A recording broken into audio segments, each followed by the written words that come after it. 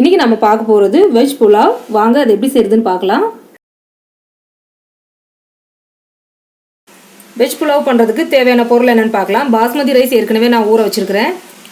ஒரு carrot, 6 beans cut பண்ணியிருக்கிறேன், 2 பெரிய வெங்காயம், இஞ்சி பூண்டு பேஸ்ட்டு, பட்டை, கிராம்பு, ஏலக்காய், சீரகம் 1/2 ஸ்பூன், புதினா, கொத்தமல்லி கொஞ்சமாக எடுத்துருக்கிறேன், உப்பு தேவையான அளவு, அதுக்கப்புறம் நெய், எண்ணெய், இவ்வளோதான். இப்போ குக்கர் சூடாயிடுச்சு. அதில் ஒரு கரண்டி நெய் ஊற்றுறேன், ஒரு கரண்டி ஆயில்.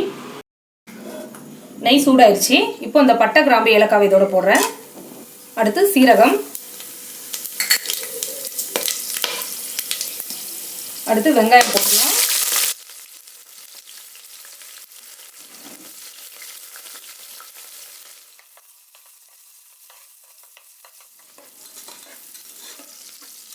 வெங்காயம் ரொம்ப வதங்க தேவையில்லை, கால்வாசி வதங்கினா போதும்.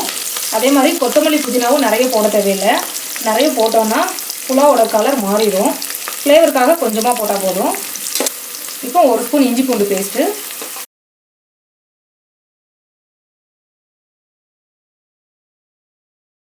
அடுத்து கேரட், பீன்ஸு,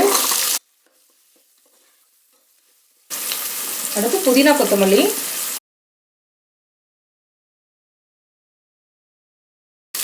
இப்போ உப்பு தேவையான அளவு போட்டுடலாம்.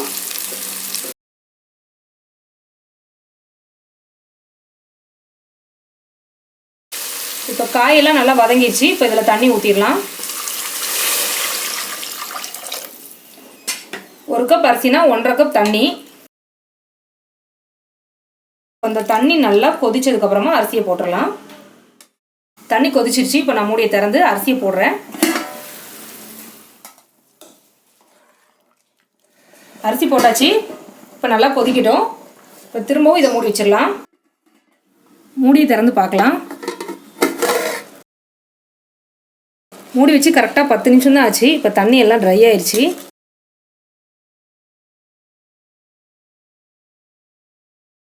நான் இன்றைக்கி விசில் போடலை குக்கரில்.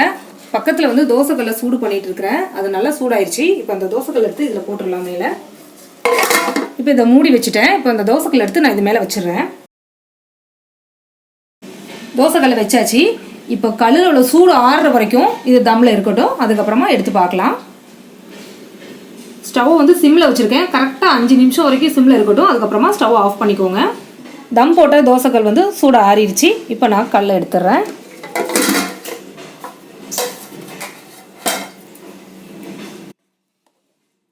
இப்போ சாதம் நல்லா வெந்துருச்சு.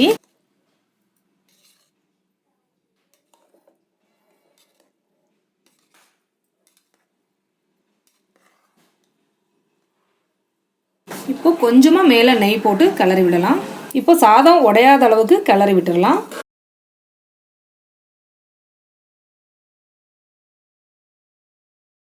அவ்வளோதான், சூப்பரான வெஜ் புலாவ் ரெடி ஆயிடுச்சு. நீங்களும் இது மாதிரி ட்ரை பண்ணுங்கள். வீடியோ பிடிச்சதுன்னா மறக்காமல் லைக் பண்ணுங்கள். தேங்க்யூ.